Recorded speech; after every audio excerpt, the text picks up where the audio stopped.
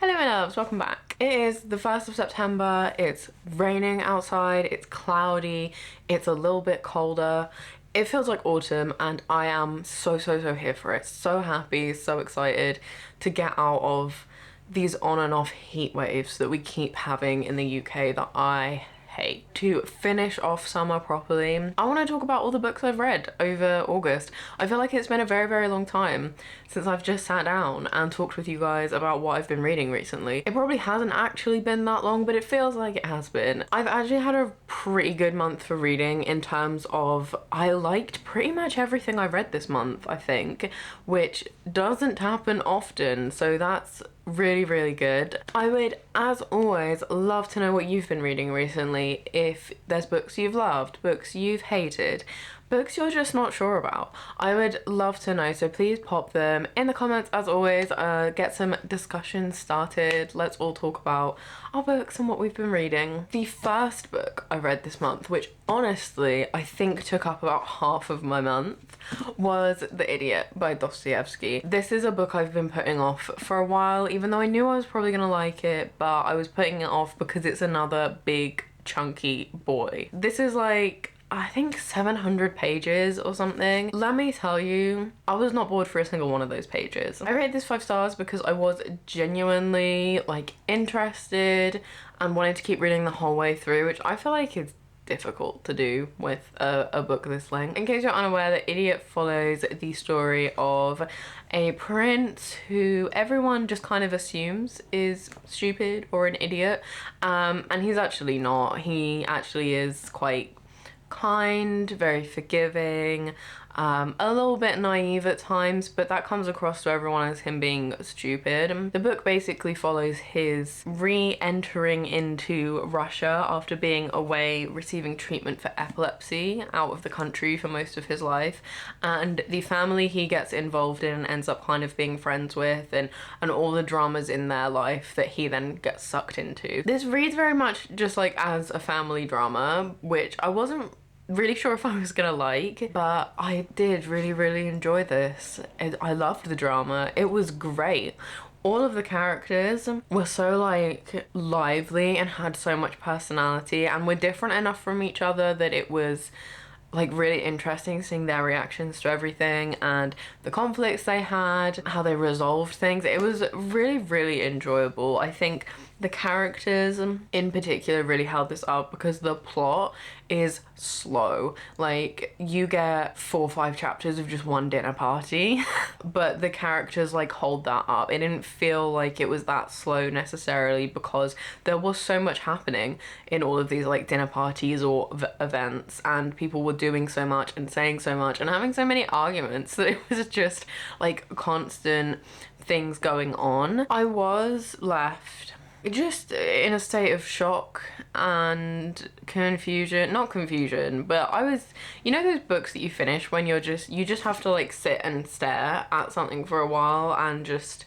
process what's just happened and that book is over, and just also try and make sense of what happened and why that happened and how you feel about that.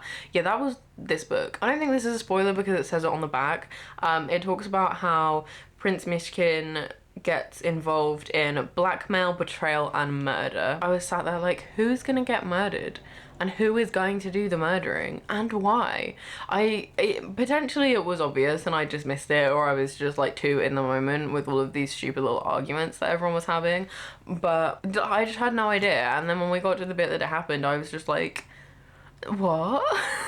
And then the stuff that happened after the murder, I was just like, what? Probably there was hints, foreshadowing one might call it, but I just missed all of that. It probably didn't help that for maybe like 60% of the book, maybe even a bit more, I was reading it and just repeatedly being like, wait, who's that again?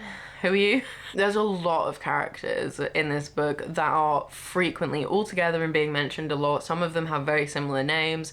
For example, there's like 2 generals, and sometimes they're called by their actual name, sometimes they're just called the general, but it's not like one is just called the general, they both can be. So I was at times quite confused by who was where and doing what, and I had to keep looking at a character sheet to remember who was who and how they were related to who. But that might have been why I was maybe missing certain things, because I was just a bit lost on who everyone was. But I think once you get used to it, it's fine, and I didn't really feel like it detracted from the story. Yeah, I mean, this had it all. Arguments, murder, love triangles that honestly I didn't mind that much. They weren't done in the same way they are now.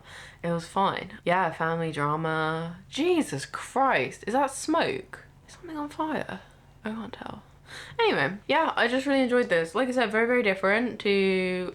That has to be a fire. What the fuck is going on outside? I'm not entirely sure what's going on outside, but there's a lot of smoke and I can see flashing lights somewhere, so I think maybe someone's car is on fire. But anyway, it was a good book. Would recommend.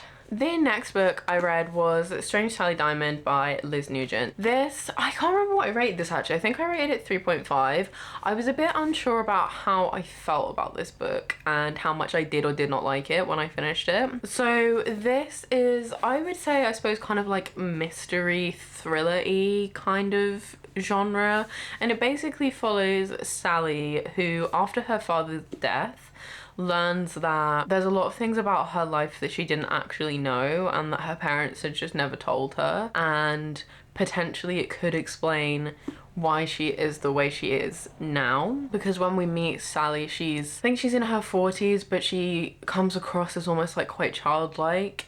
She's brutally honest, takes everything very, very literally, is quite naive in certain cases. It's basically then the story of her trying to understand, yeah, what actually happened to her when she was younger, and I suppose try to heal from that and move forward from it. And I suppose it's us trying to then work out as well what actually happened, because we get a little bit more information than Sally does. It was a good book. It was. I found myself very interested. It was very easy to read. The chapters weren't too long, so it felt like things were moving fairly quickly, even though, again, the pace was actually reasonably slow from what was happening to Sally, but we do also get another point of view which was interspersed to help put together Sally's story, and that made it feel more fast-paced, because although the things that Sally was doing was maybe a little bit slower, getting this other point of view kept it interesting and kept you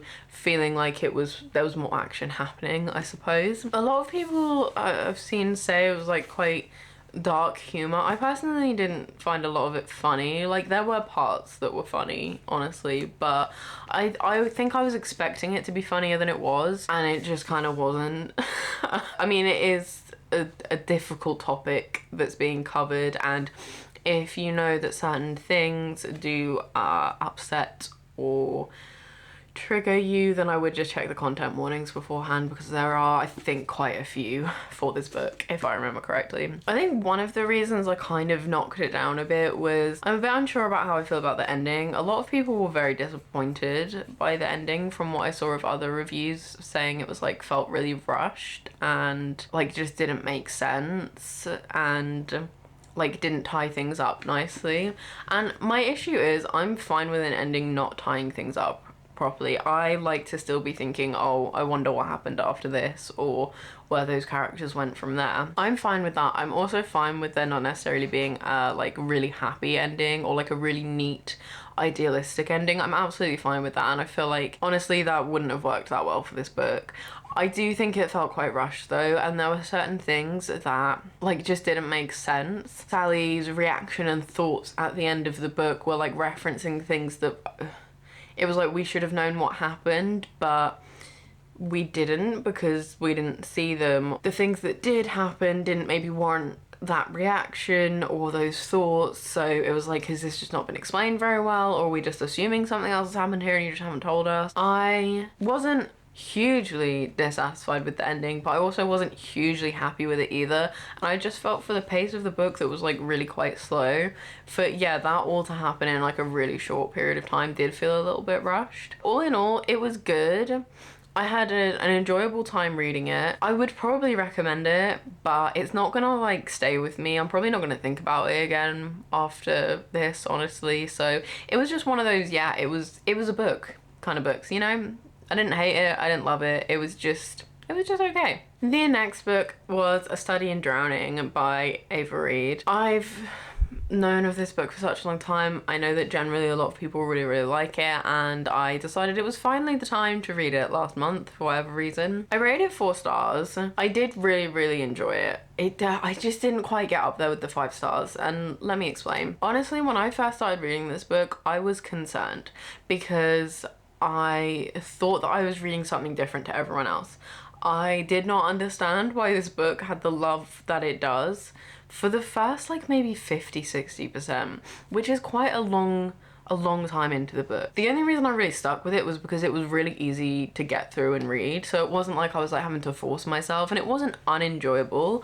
It felt very slow and very shallow to begin with, and I really couldn't understand why everyone loved this book. It did then get better. We started to see more characters, more interactions between them, and like their relationships growing. We also started to get more into like the lore and the plot of the book. It just felt like it had a really slow start. And honestly, the main character, Effie, is that her name? Potentially, Effie, I think. I really did not like her at the beginning. She felt incredibly childish, even though she's supposed to be like, what, 19, 20? She sounded like a child, and not even just because she like has this faith in a lot of the things that other people consider like myths or fairy tales. That wasn't part of it. It was just the way she spoke to other people and her reactions was so immature that I really didn't like her to begin with. The end of it and like the rest of it was good enough for me to really enjoy it and rate it 4 stars. I do feel like if the beginning had been better, this could have easily been a 5-star book. Because it was quite slow at the beginning, I did kind of lose a bit of interest and concentration in some of the like lore and world building, so I will be completely honest with you. I have no idea what the end of the book meant. If you've read it, you know what I mean. It was clearly setting up for something in the next book, and it was supposed to be like a but because I hadn't been paying attention, I was like, I don't know what that means. I don't know why this is important. So I need to go back and like reread that part, because I know there's a part where all of that is explained. But that's on me. That's not the book's fault. That's my fault. I genuinely would recommend this book. I would just say it might have just been me. I don't know. But like, stick with it if you also find the beginning a bit slow, because it does get better and it does get more enjoyable. I will definitely read the next one when it comes out. I don't think it comes out till next year, but I will definitely be reading that. The next book was Chlorine, I think by Jade Song. I think that's their name, but I can't quite remember. This book I purely read to be able to discuss with my older siblings' book club, because I was an honorary member for one meeting. And that was the book they'd read. I did really enjoy this though. I rated this 4 stars as well. Didn't really know what to expect from this book or whether I would enjoy it, but I really did. This follows Ren, who is a teenager who's like really into competitive swimming, and she's on her school's team and is very serious about it, and she also really loves mermaids, so she just generally loves water. And it basically follows like things that happen to her and difficulties that she has and the result of all of that, as well as all the pressure that's put on her to be like the best swimmer. I don't know what I was expecting from this book, but I was not expecting what happened in it, and this this was one where I had to sit for a while afterwards and go, what have I just read? Like, I know what I've read, I know what happened logistically, but also what happened. It was like one of those books where you just have to sit and think about it for a while afterwards. Yeah, it was just one of those ones that you're like, what? But I like books like that generally. I like books where I'm like, I need to think what's actually happened here, or I need to look at what other people have said about this, because it's now staying in my brain. I can't really tell you more than that, because my thoughts are still just like what happened, but I kind of enjoyed it, you know? And then a very, very different change of pace. I finally read Bride by Hazelwood. This was on my books that I want to read by the end of the year list that I did like a couple of weeks ago, and I did it. It's the first one from the list that I've read. I really, really enjoyed this. I knew I was going to enjoy this because I don't know what it is about Ali Hazelwood, but she always pulls through for me. She always creates books that are really easy to read that I really enjoy regardless of how fucking stupid they are. This was another 4 stars, I think. I think I preferred this to like a lot of her other STEM contemporary romances I've read. I liked the fantasy paranormal element of this. I discovered as soon as I started reading it that the main character is a vampire, which I didn't know somehow, even though she has freaking fangs on the front cover and it says it on the back. I just hadn't read the back, honestly. But that was a lovely surprise because as we know, I love vampires. Was it a particularly good interpretation of vampires, in my opinion? No, it was very much more focused on the wolves, but I still liked that. I still liked that element to it. The classic werewolves and vampires hating each other, which is exactly the case in this book. Werewolves, vampires do not like each other. There's been an uneasy peace between them for a very long time, but they've got their own territories and the humans have their territories, and things are starting to shift in politics. And basically where we start the story is the vampires and werewolves are trying to sort of create a bit of a truce or an alliance, and they do that, of course, through an arranged marriage between our main character, Misery, the vampire, and Lo, the wolf alpha man. Did I particularly like any of the characters in this book? Not really, no. I liked Misery's brother. I think he was my favourite character, potentially. Misery was okay. I would say her name is apt. She was kind of miserable all the time for no real reason. She was kind of a dick to everyone, as if like it was her funny personality. She also, as is a classic with Ali, she was just oblivious to everything. It was very, very obvious in terms of the romance, what was happening. And of course, Misery was just like, nah, he hates me. Obviously, he hates me. But that's a standard. You have to expect that. I did actually enjoy the wolf side of it, even though I know I said like werewolves aren't really like my favorite like supernatural creature. I would have preferred it to be more about vampires, honestly. But I did actually enjoy the werewolf aspect of it. What I was not prepared for, as someone who has never ever, despite being an avid fan fiction consumer, never consumed any Omegaverse fan fiction. I was not prepared for some of the stuff in this book. Really, I was not prepared for it. I don't know what I was expecting, but I wasn't. I've never delved into that world before. I don't think I will. If that's what you enjoy, go for it. Enjoy it. That's absolutely fine. It wasn't awful. It just, I wasn't what I was expecting. And there was a specific line that I am not going to read aloud because I never want to hear myself say that ever. But there was a specific line that literally was, oh, the most disgusting, cringy thing I've ever read in my entire life. It was awful. There honestly isn't a lot of that like more spicy Omegaverse content in here. I think from what I've read in most of Ali's books, there's usually like one scene that's like graphic like that. And yeah, there was one, and it was like towards the end of the book, so I was already invested, and then I got this and I was like, what is happening? But I just got through that and continued, and it was all fine. I really hope that Ali does more supernatural paranormal romances, because I really enjoyed this, and it did feel different enough from her other stuff, even though I also have really enjoyed that too. But I would really like to see more. From the way she ended this book, it seems like she's leaving the possibility or the opportunity open to herself to do that, so I hope that she does. I don't know if that will be soon or at all, but definitely really enjoyed this and would recommend. Just beware beware of the sudden Omegaverse stuff. And then, on a quite similar theme, I, of course, this month read My Vampire Plus One. This, I think, is only out on Kindle at the moment. I don't think you can get the, like, physical copies of it until towards the end of this month, September. The Kindle edition came out towards the end of August, so I pre-ordered it, and I read the entire thing on the day it released, because I have been looking forward to this book for such a long time. And let me tell you, Jenna Levine does not disappoint. I so hope she continues writing stories like this.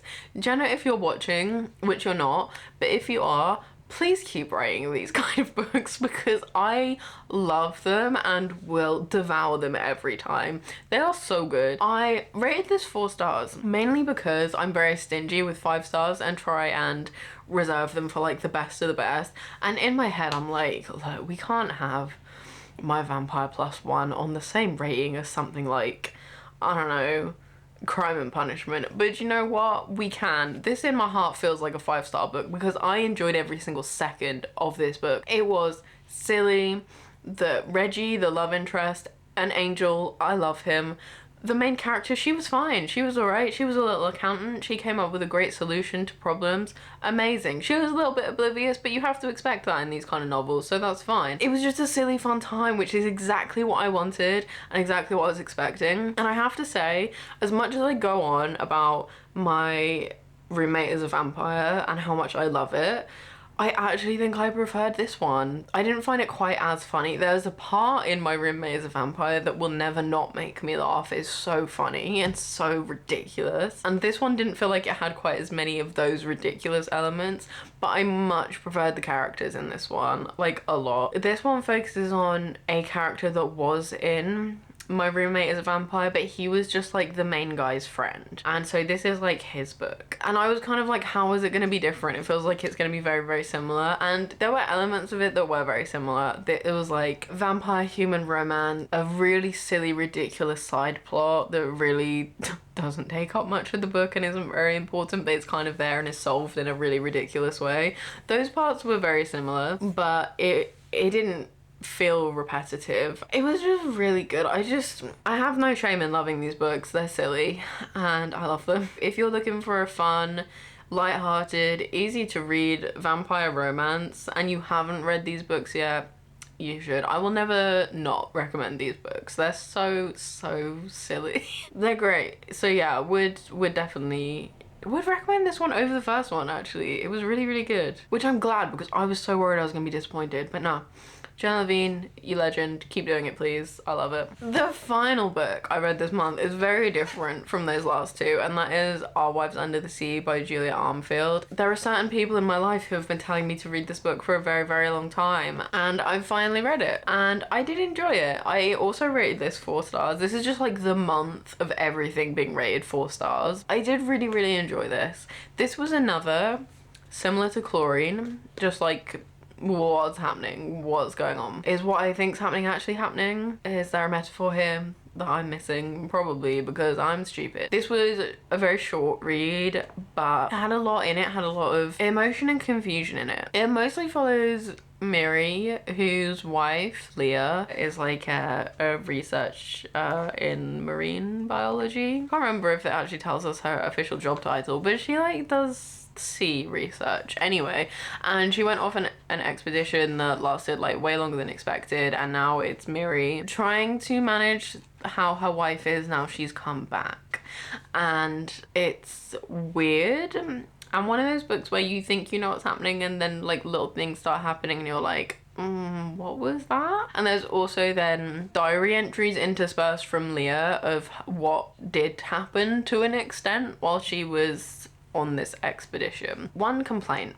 about this book, which actually is not even really a complaint, it's just me needing to know things. I want to know what actually happened, because we don't find out what actually happened, and I know that's the point, and I know you're not supposed to know what actually happened, but I just really would like to know what actually happened because I am insatiably curious and like answers and definitive things. I can guess, I can talk with other people, but I would just like to know what actually happened. Please. I don't have a problem with books like that. I like books where I'm not really sure and it leaves me with questions. I find that more enjoyable most of the time than when like everything's wrapped up neatly in a bow, because most of the time when things are like all wrapped up like that, the ending is always disappointing because it's not ever what you expected it to be. I'm almost more okay with things being left ambiguous because it leaves you thinking about it and questioning it, rather than like there being an explanation that you're just then kind of disappointed by. So it's not really really a complaint. It's just me like wanting to know and therefore continuing to think about this book. I will definitely read more by Julia Armfield because again, certain people in my life keep telling me that I need to. So I will read more. I don't know when I will read more, but I will. If all of her books are like what happened, I will be thinking about this more, then that's my kind of book, so I will definitely be reading more. That is everything I've read this month. I actually read more than I was expecting to because I started the month so slow and just not really in the mood to read at all. Bride and My Vampire Plus One really picked me back up. I really appreciate those books for that, so thank you. I would really love to know what you've been reading, what you've been loving, what you've been hating, what you would recommend, what you wouldn't. Please do let me know because I always am down for more book recommendations or discussions. That is all I have for you today though, so I hope wherever you are, you're having a wonderful day and I will see you guys soon. Bye.